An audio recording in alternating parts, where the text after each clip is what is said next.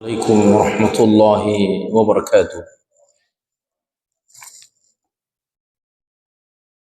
الحمد لله رب العالمين، الصلاة والسلام على نبينا محمد وعلى آله وأصحابه أجمعين، أما بعد.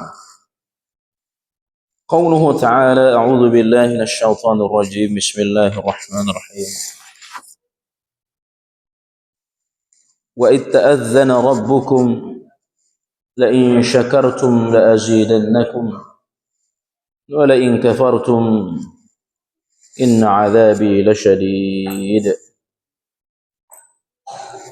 Ikhwani wa akhwati jamaah yang Allah muliakan, kita bersyukur kepada Allah Subhanahu wa taala pada malam hari ini kembali kita duduk berjumpa dalam kajian hadis-hadis Rasulullah sallallahu alaihi wasallam. Terakhir kita membahas tentang haqqul muslim 'alal muslim. Hak seorang muslim terhadap muslim yang lainnya.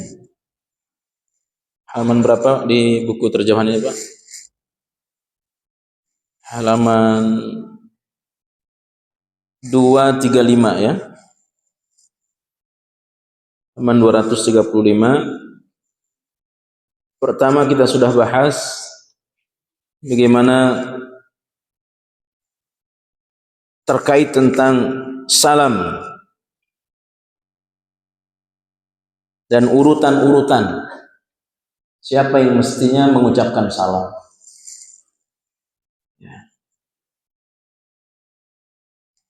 Mengucapkan salam itu sunnah muakkadah. Adapun menjawabnya wajib. Wajib ain jika salam itu ditujukan kepadanya. Tapi ketika berada di satu kelompok, lalu ada orang yang mengucapkan salam, maka hukumnya berubah menjadi fardu kifayah. Tidak semua orang berkewajiban untuk menjawab salam. Kemudian sighah salam, teks salam yang disyariatkan, assalamu alayka atau assalamu alaikum, ya, dua-duanya boleh. Adapun yang lain maka itu tidak dibenarkan secara syariat. Ya, salam sejahtera, apalagi apa itu? Swastu, nama budaya, apa itu nama budaya, itu tidak disyariatkan, tidak boleh secara syariat. Itu salamnya orang kafir, ya, salamnya orang kafir, maka kita tidak boleh mengucapkannya.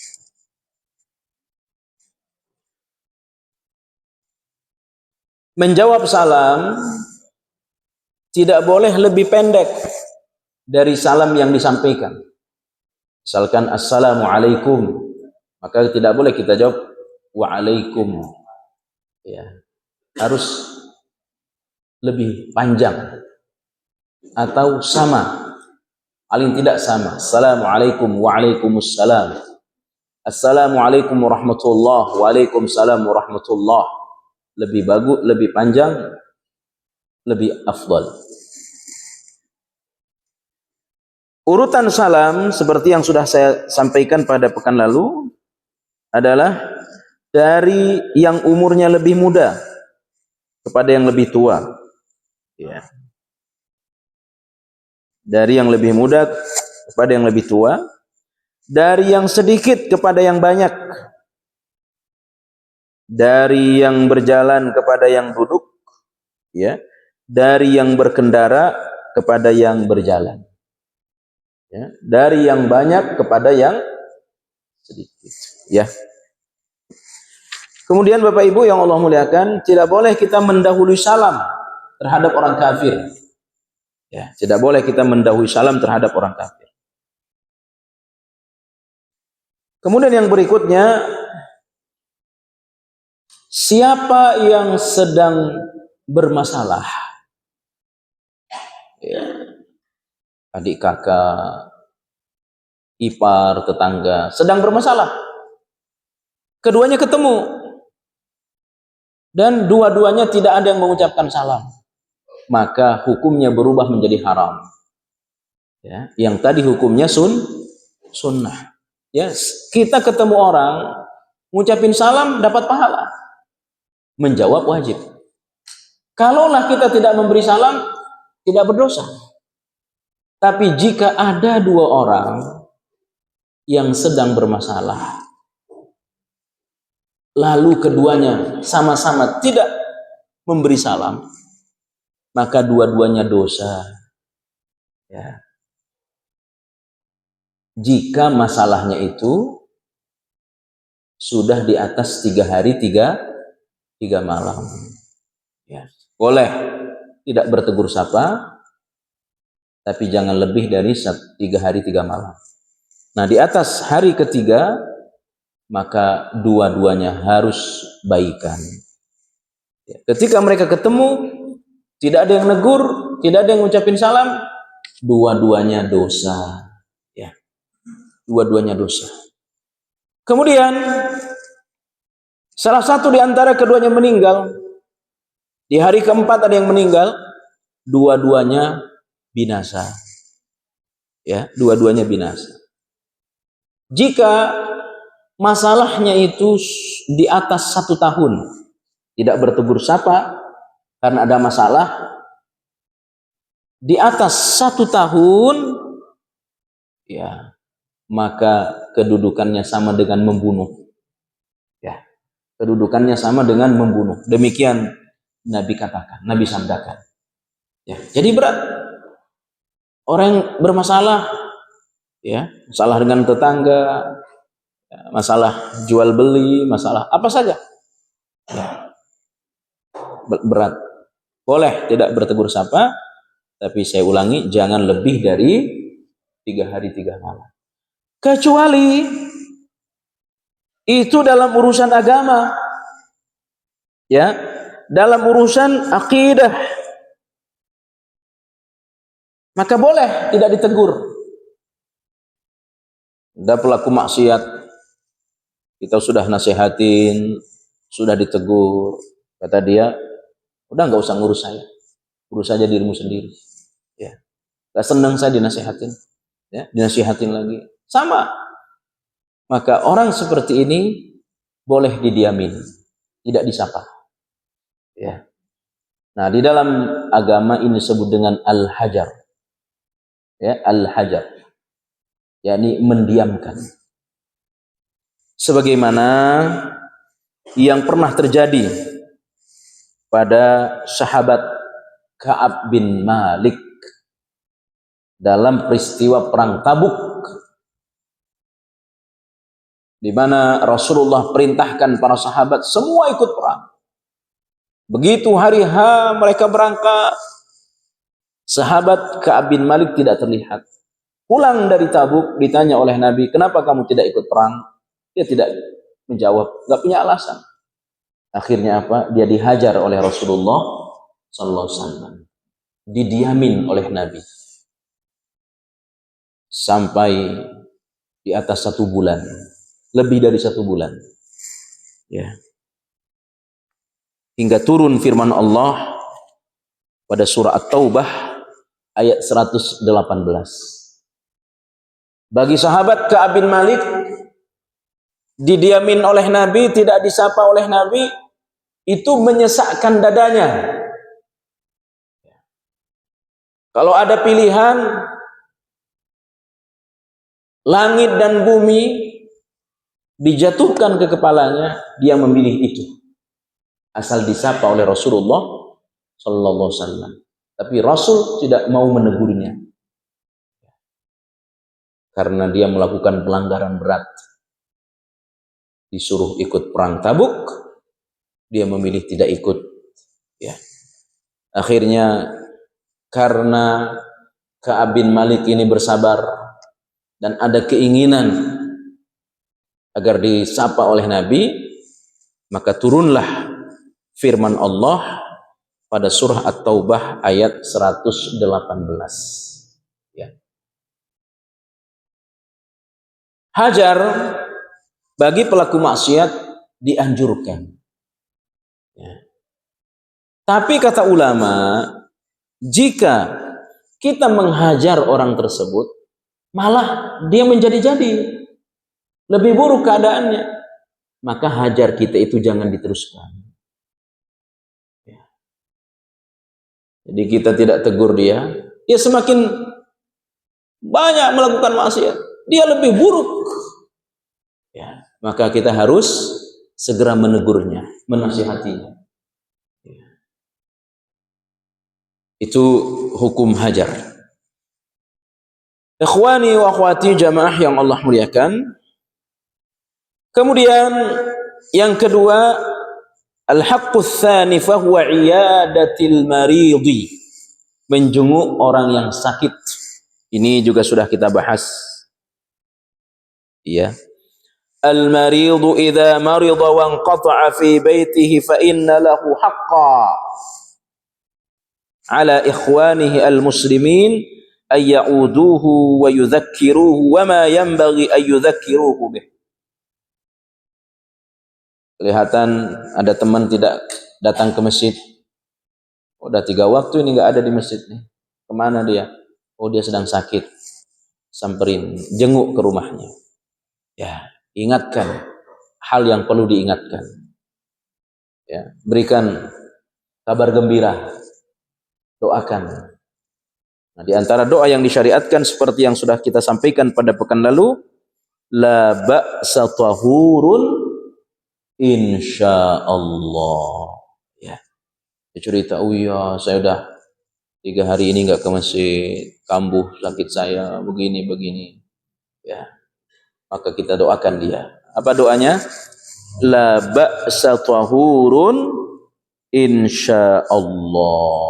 Wa ma asbaha dzalik, atau hal yang semisal. Ya, yang penting sakitmu tidak apa-apa. Ya. Engkau akan sembuh. Ya. Dan sakitmu ini sebagai penggugur dosamu. Ya. Dan Allah akan mengangkat derajatmu. Ya. Ketika menjenguk orang sakit, jangan berlama-lama. Ya. Jangan berlama-lama, karena itu akan menambah kelelahannya. Kecuali alimtahu annahu yasta'nisu bihadza wa yafrah. Keberadaan kita itu membuat dia tenang dan dia senang. Ya. Saya pulang ya. Jangan. Dari tadi ini enggak ada yang nemenin saya. Ya. Kamu di sini saja. Maka keberadaan kita di situ berlama-lama menjadi bagus. Ya. Kenapa? Yasta'nisu bihadza wa yafrah. Dia merasa tenang, dia senang, ya. Nah, kalau dia minta, jangan. Ya udah, kita di situ. Ya.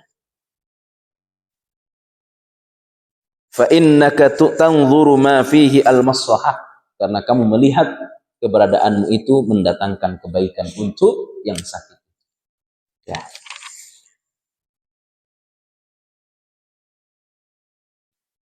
Ikhwani wa akhwati jamaah yang Allah muliakan, wala yanbaghi aidan ay yukaththira min iyadatih.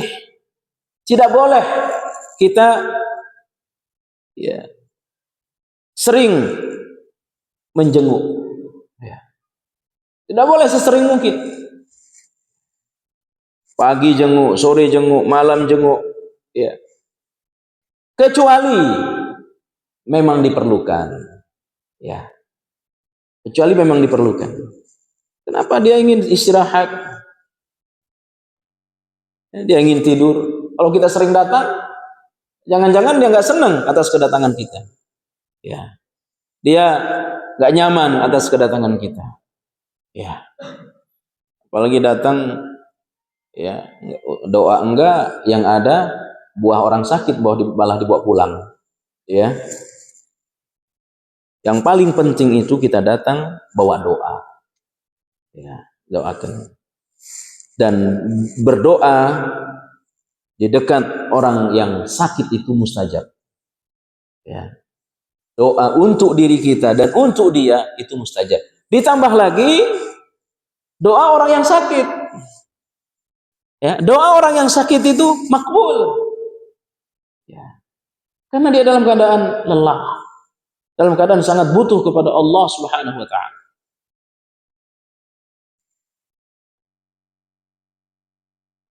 Wa kadzalika yanbaghi ay yas'alahu kaifa yusalli.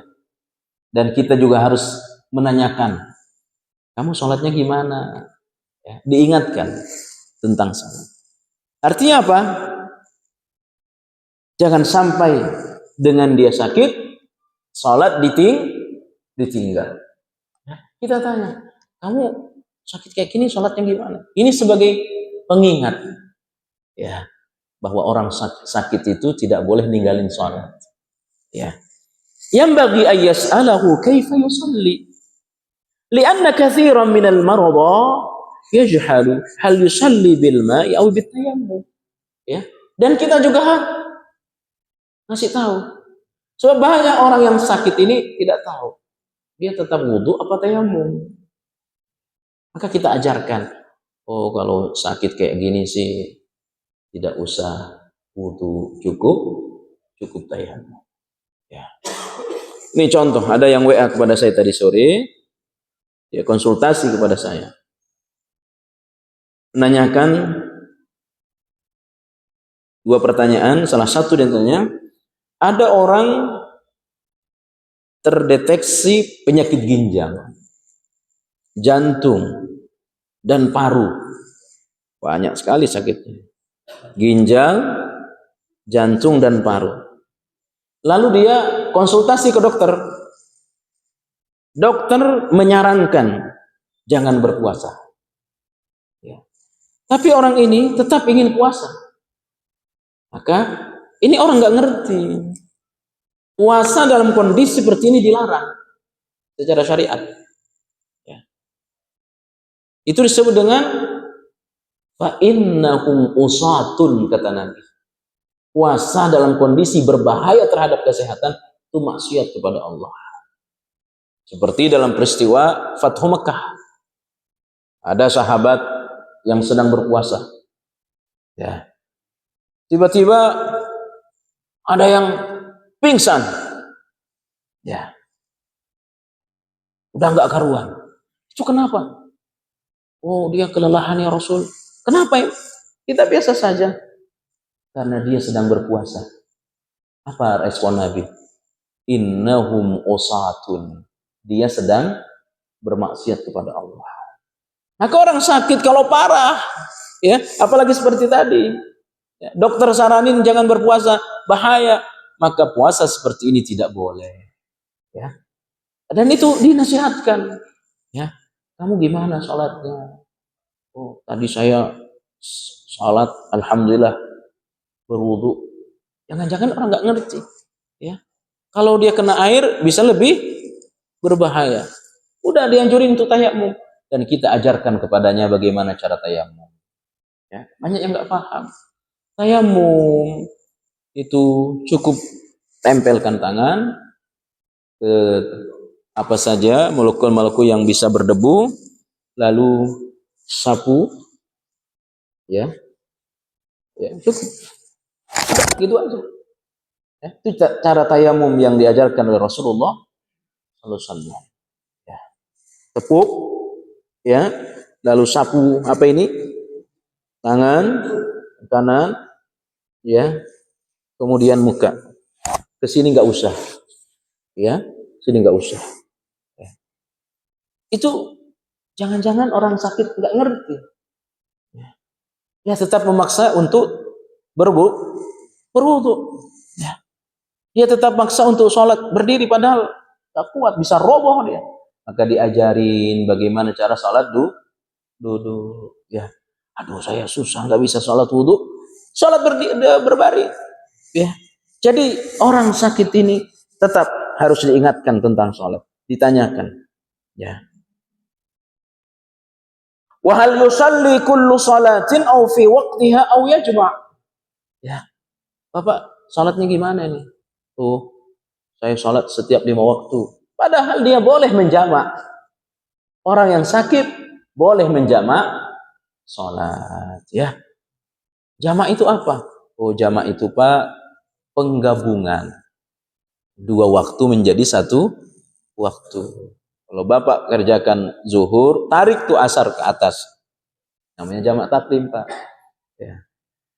Aduh, saya zuhur capek, meriang begini-begini. Boleh Bapak tunda di waktu asar. Namanya jamak takhir. Ya, jamak. Diajarkan, dibimbing dia.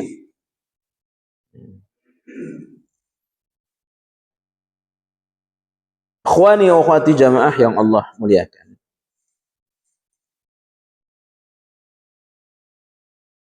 Sakit itu bisa menjadi nikmat. Ya, bagaimana tidak nikmat, Pak? Tidak usah ke masjid, tapi tetap dapat pahala salat berjamaah.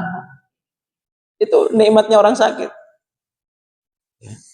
Dia tidak usah puasa Senin Kemis, tapi dia tetap dapat pahala puasa Senin Kemis. Ya, sama seperti musafir. Ya, sama seperti musafir. Nah, orang yang sakit tidak boleh mengqasar salat. Karena qasrus salat lil musafir. Hanya untuk orang yang bepergian, untuk musafir. Kecuali dia dirawat di mana? Dia dirawat di Bandung, dia dirawat di mana? Di luar kota, ya, dirawat di Malaysia, di Penang, di mana dirawat, ya. Boleh dikosor. Ya, jamak dan qasar. Dan tidak usah mengerjakan qabliyah ba'diyah, enggak usah. Kecuali qabliyah subuh yang tetap dijaga. Ya. Ikhwani wa akhwati jamaah yang Allah muliakan.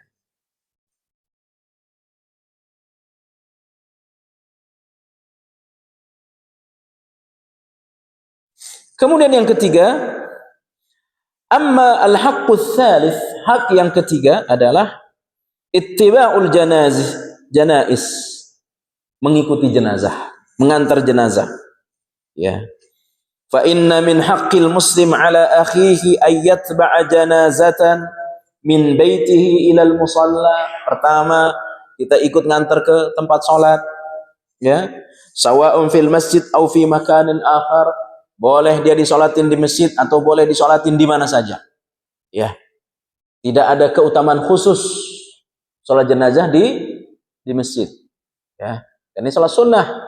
Sunnah bisa di rumah atau di mana saja, di aula di mana saja. Ya. Tapi memang memanfaatkan jamaah yang banyak biasanya dikerjakan dilaksanakan di masjid sesudah sholat zuhur, sesudah sholat Jumat. Ya. Makanya Bapak Ibu yang Allah muliakan, di Masjid Haram itu, di Masjid Nabawi, hampir 5 waktu setiap selesai sholat ada sholat jenazah. Dan itu tidak satu orang, itu bisa 4 itu jenazah, bisa 5 jenazah. Kenapa? Yang sholatin ratusan ribu orang, ya. Yang nyalatin ratusan ribu, 300 sampai 400 ribu orang yang nyalatin. Masjid Mekah itu bisa 500 ribu yang nyalatin, ya. Dan itu ahli tauhid, ulama. Padahal tidak harus dibawa ke masjid. Tapi karena banyak orang, apalagi sudah sholat Jumat, ya, maka dibawa ke masjid. Bagaimana kalau di rumah? Boleh saja. Boleh. Jadi tidak ada keutamaan khusus jenazah disolatkan di masjid. Ya. Nah, itu dibawa ke masjid. Sesudah itu dibawa ke pekuburan. Ya, ilal maqbarah, dibawa ke pekuburan. Ya. Wa qad sabata 'anil Nabi sallallahu alaihi wasallam annahu qala, telah datang hadis dari Rasulullah sallallahu, beliau bersabda, man syahidal janazata, barang siapa yang menyaksikan jenazah, ya, ada jenazah, ada yang meninggal di depan rumahnya, ya, maka dia ikuti itu jenazah sampai disolatin, ikut sholat, falahu qirat, dia dapat pahala sebesar gunung Uhud emas. Qirat itu emas, Ya, Gunung Uhud itu kurang lebih 9 kilo panjangnya. Ya, sekitar 4 kilo lebarnya, ratusan meter tingginya. Ya, itulah pahala orang yang ikut sholat jenazah. Dan itu bisa kita dapatkan 5 kali sehari ketika kita di Mekah dan di Madinah. Ya, pahalanya satu gunung Uhud dikali 100.000. Kalau kita sholat di Masjid Nabawi itu, di Masjid Haram, pahalanya berapa? 100.000. Jadi kalau kita sholat jenazah di Masjid Haram itu pahalanya 100.000. Kalau sholat jenazah di Masjid Nabawi itu pahalanya 1.000. Bukan sholat jenazahnya, karena kedudukan masjidnya. Ya, kedudukan masjid. Maka siapa yang sholat di Masjid Haram pahalanya 100.000. Sholat apa saja? Sholat wajib, sholat sunnah. Ya. Siapa yang sholat di masjidku, kata Nabi, Masjid Nabawi, itu pahalanya lebih dari 1.000. Bukan 1.000, lebih dari 1.000. Ya. Ya. Bapak Ibu yang Allah muliakan, dapat pahala 1 qirat seperti gunung Uhud. Ya, seperti gunung Uhud. Terbuat dari emas. Wa man syahidaha hatta tudfana falahu qiratani. Dia ikut sholat, ikut ngantar ke pekuburan, pahalanya 2 gunung Uhud. Ya. 2 gunung Uhud. Akan tetapi ini berlaku hanya kepada laki-laki. Ya. Ini berlaku hanya kepada laki-laki untuk mengantar ke pekuburan, berlaku hanya untuk laki-laki. Ya, adapun sholat boleh laki-laki, boleh perempuan. Tapi begitu mengantar ke pekuburan, maka perempuan tidak diperkenankan. Ya, tidak diperkenankan. Ya, jangan ikut mengantar. Ya.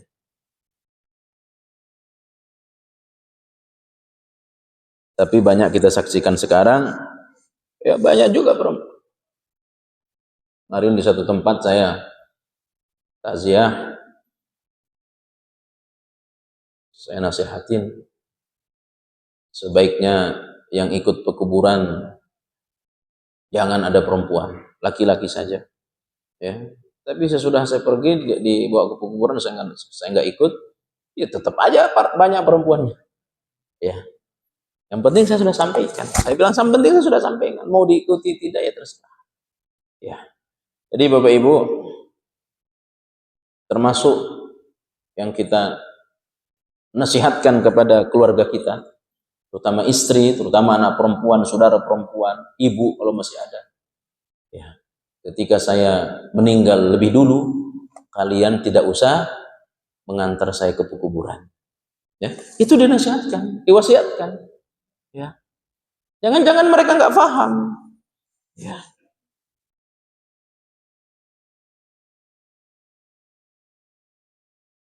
Nah, ke kuburan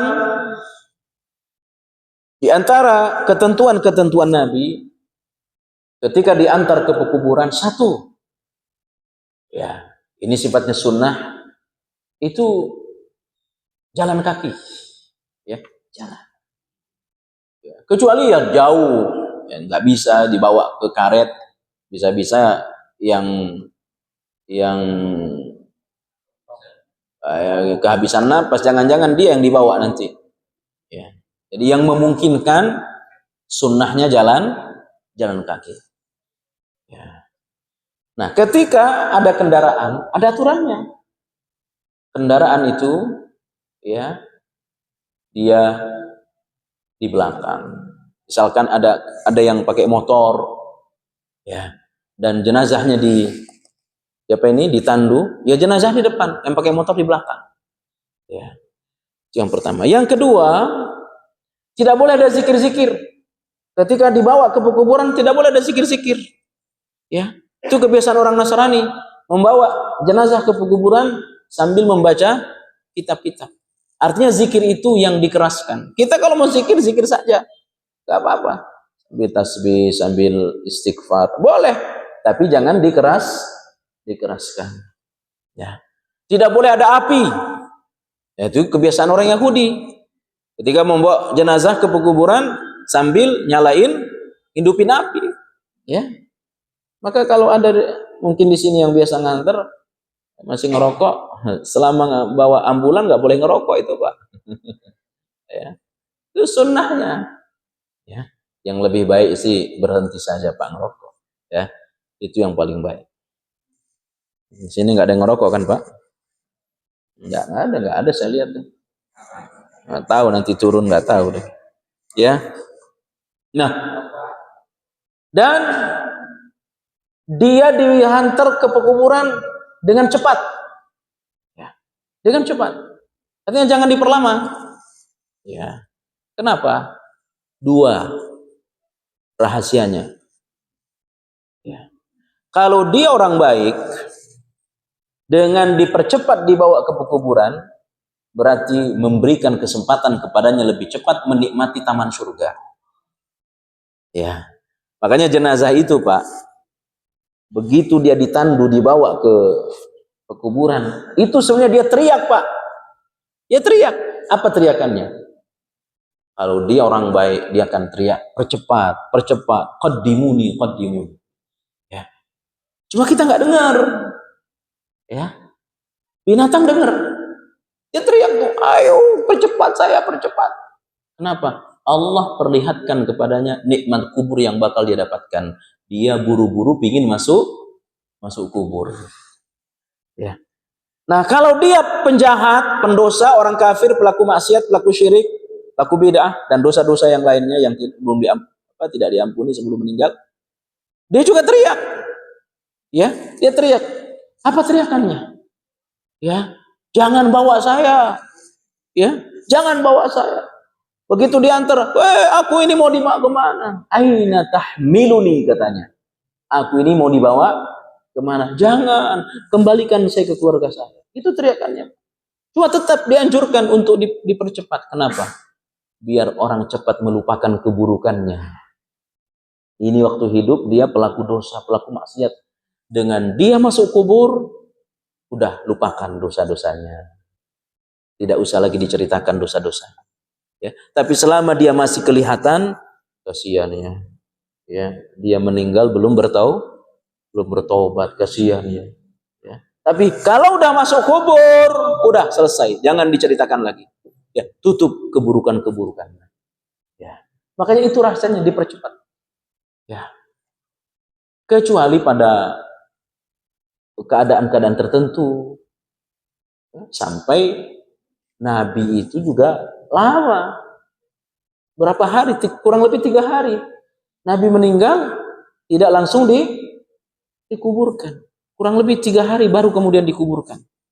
Ya, dan itu alasannya banyak. Ya. Alasan yang pertama, para sahabat itu kaget. Ya, seolah tidak terima wafatnya Nabi. Maka sampai Umar berkata, siapa yang berkata Nabi Muhammad meninggal, saya penggal lehernya. Itu Umar. Ya. Oh, ditebas lehernya sama Umar. Yang kedua, para sahabat sedang bingung. Siapa yang akan menggantikan Nabi? Ya. Nah, yang ketiga, ini Nabi mau dikuburin di mana?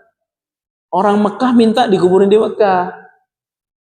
Orang Madinah minta dikuburin di Madinah. Tetapi kembali kepada sunnah, ya, Nabi itu dikuburkan di mana dia meninggal. Maka karena Nabi meninggal di kamarnya Aisyah, dikuburkan di situ. Ya. Itu pesan Nabi. Nabi dikuburkan di mana dia meninggal. Ya. Bukan di Baqi. Ya. Karena Nabi meninggal di situ. Di kamar Aisyah. Ya. Maka dikuburkan di situ. Ya. Dan ini juga menjadi pelajaran bagi kita yang bagus itu, di mana kita meninggal, di situ kita dikuburkan. Kalau kita meninggal di Jakarta, ya dikuburkan di Jakarta. Ya. Gak usah dibawa kemana ini? Jawa, ke Magelang, kemana lagi? Ke Jember, kemana? Gak usah ngerepotin. Air ambulan berapa? Sopir berapa? Ya, mendingan uang itu disedekahin, diniatkan untuk jenazah, itu lebih bermanfaat. walaupun ya tidak haram, tidak haram. Nah, yang berikutnya ketika mengantar jenazah, tadi sudah perempuan, ya.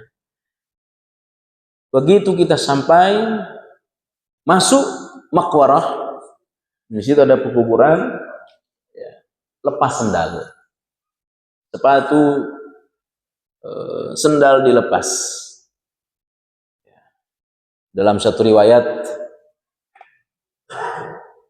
para sahabat sudah pada melepas sendalnya, tiba-tiba ada satu orang yang masih pakai sendal. Apa kata Nabi? Celaka engkau yang pakai sendal. Langsung dia buang sendalnya. Langsung dia buang sendal. Tapi dalam riwayat yang lain ada jenazah, waktu keluarganya pulang, jenazah itu apa? Mendengar suara terompah keluarganya. Tuh. Nah, bagaimana menggabungkan dua hadis ini?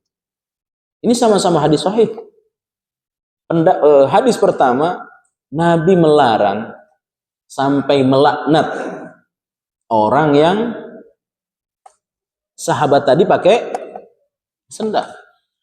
Tapi hadis kedua Nabi katakan, jenazah ketika sudah ditinggal oleh keluarganya, dia bisa mendengar apa? Suara terompah keluarganya yang pulang. Ini hikmahnya banyak para ulama, tapi saya tidak bahas itu. Bagaimana dengan hukum memakai sendal? Hukum memakai sendal ini tidak sampai kepada haram, tapi sangat tercela. Ya. Dan tidak mengapa bagi orang yang sudah sepuh, terutama yang matanya sudah tidak sehat, jika dikhawatirkan di situ banyak duri, banyak paku dan sebagainya, maka dia boleh. Tapi kita yang masih sehat, ya, lepas sendal kita, lepas sepatu kita. Ya. Niatkan mengikuti anjuran Rasulullah Sallallahu Alaihi Wasallam. Ya. Kemudian yang berikutnya, dimasukkan ke dalam jenazah, ya, dimasukkan jenazah ke dalam kubur, masukkan. Ya. Orang yang masuk ke dalam liang lahat itu, menyambut jenazah itu, ada syaratnya. Apa syaratnya? Tidak boleh dia mendatangi istrinya tadi malam. Ya, itu nggak boleh. Jadi kalau kita merasa tadi malam, mohon maaf, jima mendatangi istri, dilarang sama Nabi ikut masuk ke dalam kuburan menyambut jenazah itu. Ya. Kemudian yang berikutnya dimasukkan, di antara yang Nabi lakukan itu mengepal tanah. Tanah dikepal, dilempar tanah itu, ganjil 3-5, ya. Nah, berikutnya lagi udah diuruk, tidak boleh dibangun kuburannya. Tanahnya itu, ya, jangan tinggi, lebih dari satu jengkal. Ya.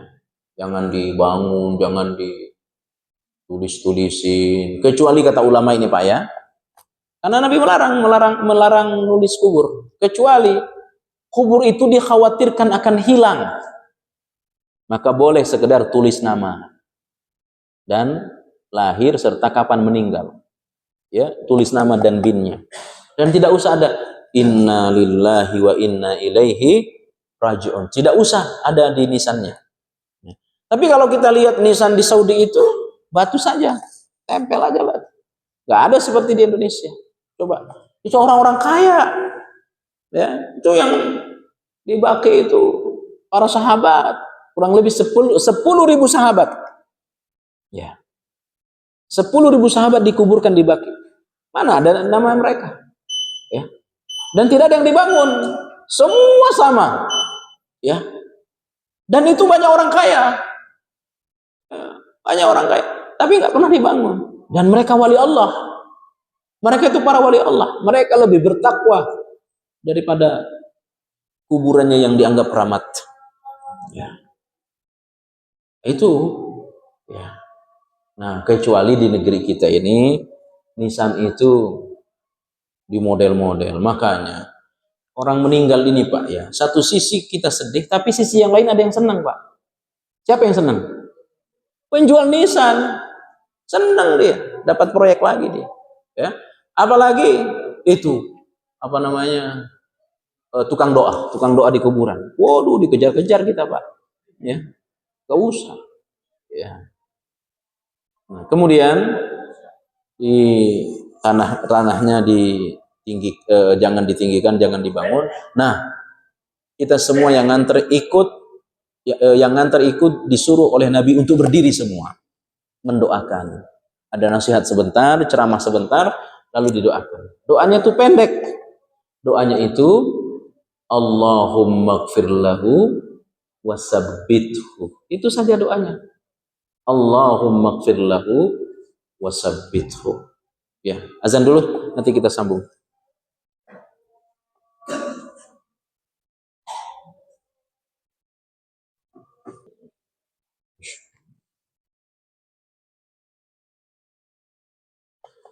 Kita lanjutkan sebentar sambil menunggu waktu komat. Jadi sesudah diuruk, lalu ada nasihat sebentar, ada ceramah sebentar, seperti yang Nabi lakukan, maka disuruh semua untuk berdiri yang mengantar, lalu berdoa. Berdoanya itu sendiri-sendiri. Doanya sendiri-sendiri. Dan doanya pendek saja. Intinya dua. Allahumma gfir lahu wasabbithu. Ya, tentu diawali dengan Al-Fatihah, sholawat, ya kan, itu kan diantara adab dalam berdoa. Sendiri saja, gak usah dikomando, gak usah berjamaah. Allahumma gfir lahu wasabbithu. Silahkan kita baca Pak, ikuti. Allahumma gfir lahu wasabbithu. Allahumma gfir lahu wasabbithu. Allahumma gfir lahu wasabbithu. Ya Allah, ampuni dosanya dan kuatkan dia. Ya, ampuni dosanya serta kuatkan dia. Kenapa? Karena dia didatengin oleh dua malaikat, mau dibentak oleh Nakir dan Munkar, menanyakan perkara yang sudah kita ketahui jawaban dan soalnya sekarang. Tapi kalau dia nggak bisa jawab, ya kalau dia nggak kuat, nggak bisa jawab, dibentak oleh malaikat. Padahal jawabannya ada di kepala. Seperti orang sudah persiapan matang, tiba-tiba nervous, itu di bawah tekanan. Nah, itu susah berkata-kata. Padahal mau diucapkan, katanya itu sebenarnya sudah ada di bibir saya, tapi gak bisa ngelepas, di bawah tekanan. Maka dikuatkan dia. Nah, sebagaimana firman Allah pada surah Ibrahim, yusabbitullahu alladhina amanu bil qawli tsabiti fil hayatid dunya wa fil akhirah fayudhillu Allahu adh-dhalimin wa yaf'alu Allahu ma yasha. Ya. Doakan agar dia dikuatkan oleh Allah. Sesudah itu selesai bubar, pulang ke rumah masing-masing. Nah, besok kalau mau istrinya datang, mau anak perempuannya datang, bahasanya sudah ziarah kubur, ya. Walaupun sebenarnya tidak boleh ya istrinya, karena istrinya masih dalam berkabung, ya. Tidak diperkenankan karena masih dalam masa iddah, ya. Silahkan kalau ada yang ingin bertanya, fadhal.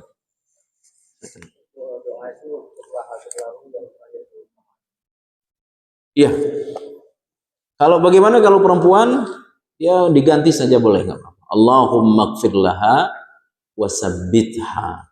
Kalau perempuan, ya demikian. Kalau laki-laki, Allahumma gfir lahu wasabbithu. Allahumma gfir lahuma wasabbithuma. Ya.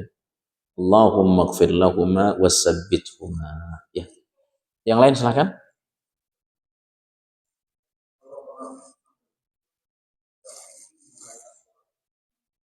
Ya.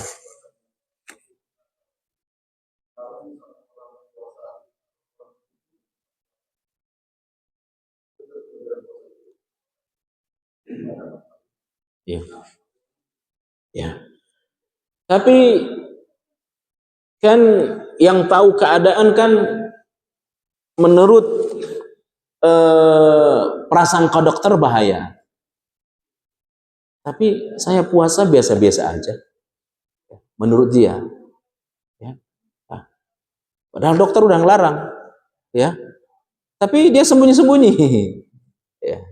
Ada teman saya di Masjid Syuhada. Ya. Dia itu udah lama nggak puasa. Lalu disampaikan, ya, kalau bapak puasa memang nggak masalah, tapi proses penyembuhannya itu lebih lama. Ya. Itu yang tahu kan siapa? Ya ahlinya dokter. Nah, bagaimana kalau dia tetap puasa? Puasanya tetap sah. Puasanya tetap sah. Ya. Dan kalau menurut saya biasa-biasa saja. Ya. Nah, kalau dia sudah merasa bahaya, maka puasanya itu dianggap maksiat. Nah, orang seperti ini termasuk takalluf, apa? Pembebanan, membebani diri. Padahal hukum Islam datang untuk kemudahan.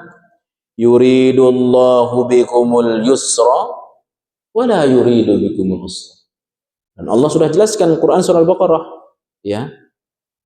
Kutiba alaikumus siyamu kama kutiba alal ladzina min qablikum la'allakum tattaqun ayyaman ma'dudat. Ya. Di siapa yang faman kana minkum maridan aw ala safarin fa iddatum min ayyamin ukhra. Udah jelas-jelas Allah katakan. Kalau kau sedang sakit enggak usah puasa. Ya. Maka kalau dia tetap memaksa diri untuk berpuasa, itu namanya ya membebani diri. Ya, sok bertakwa padahal bukan orang bertakwa. Ya, itu sok bertakwa. Padahal Allah sudah memberikan kelonggaran, dan mengambil kelonggaran Allah itu bagian dari takwa kita. Ya, mengambil kelonggaran itu bagian daripada orang yang bertakwa. Kita jalan, ya, pergi, apalagi naik kapal, bulan puasa, tiba-tiba dia nggak puasa. Ada dasar orang masa Ramadan nggak puasa. Ya, bisa jadi dia lebih bertakwa daripada kamu yang puasa. Kenapa? Kamu mencela orang yang menjalankan hukum itu kan hukum Allah. Bagi orang yang bepergian boleh tidak berpuasa. Kamu yang nggak benar mencela orang, ya, merendahkan orang, padahal dia faham agama. Nah, kenapa dia mencela? Bisa jadi karena memang tidak ngerti agama. Demikian. Silakan.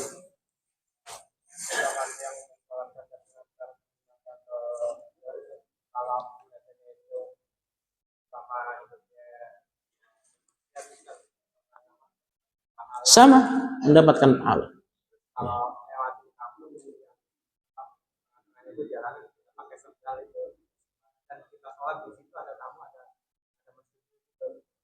Gimana? Ngelewatin kamu. Iya. Tidak masalah.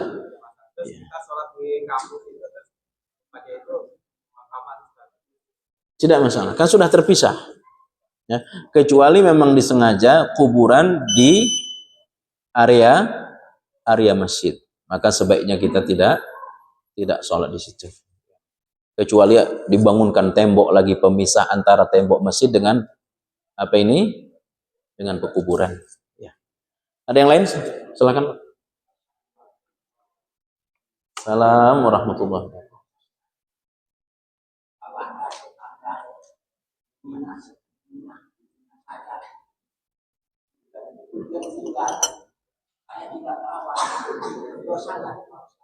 Yang berdosa, yang menghina, tapi lebih bagus Bapak maafkan. Ya, dia menghina sampai meninggal tidak mohon maaf, dia berdosa, dosa besar. Ya. Ya. Bapaknya enggak, bapak nggak dapat pahala. Ya, coba bapak datang, ya, ikut nyalatin, ikut apa lagi? Pekuburan, ya. Nah, bapak tidak datang kemudian benci, ya, itu maksiatnya di situ. Yang paling utama bapak memaafkan. Bagaimana kalau dia sudah meninggal? Sudah maafkan saja, ya, dimaafkan sehingga dia tidak disiksa dengan sebab hinaannya ke bapak. Ya, demikian. Ada yang lain? Silakan. Iya. Bisa. Bisa langsung sesudah sholat subuh, bisa langsung nanti di waktu duha. Ya. Tapi ditinggalkannya itu tanpa sengaja. Ya. Tapi kalau disengaja nggak ada koboknya. Ya.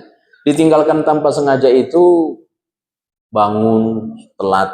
Padahal kita udah biasa tuh ngerjain qabliyah subuh. Tapi kan kita manusia ini. Ada saatnya kita telat. Apalagi pengantin baru, Pak. Oh, sering telat itu. Ya. Jadi boleh diqadha ba'diyah subuh. Ya. Nah, barangkali di situ jamaahnya belum pada ngerti, maka boleh dikerjakan di rumah. Ya. Ya. Ya.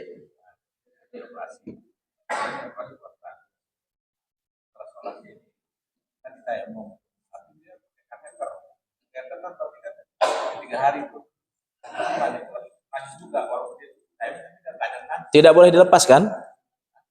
Ya, ya nggak apa-apa, tayamum saja. Ya. Nggak masalah. Ma la yudraku kullu, fala yutraku kullu. Apa yang tidak bisa didapatkan secara sempurna, jangan tinggalkan secara keseluruhan. Ya. Dokter larang, tidak boleh apa ini kateter ini dilepas, bahaya. Tapi kan saya ingin sholat, akhirnya waktu sholat dia lepas. Ya, akhirnya lebih bahaya lagi. Ya, tapi saya ingin sholat, ya udah tayamum saja, tidak apa-apa. Walaupun ada cairan apa? Cairannya. Tidak apa-apa, sholat saja. Ya, demikian. Begitu juga dengan yang pakai pempas. Ya, sama. Ada lagi? Silakan, Pak. Kalau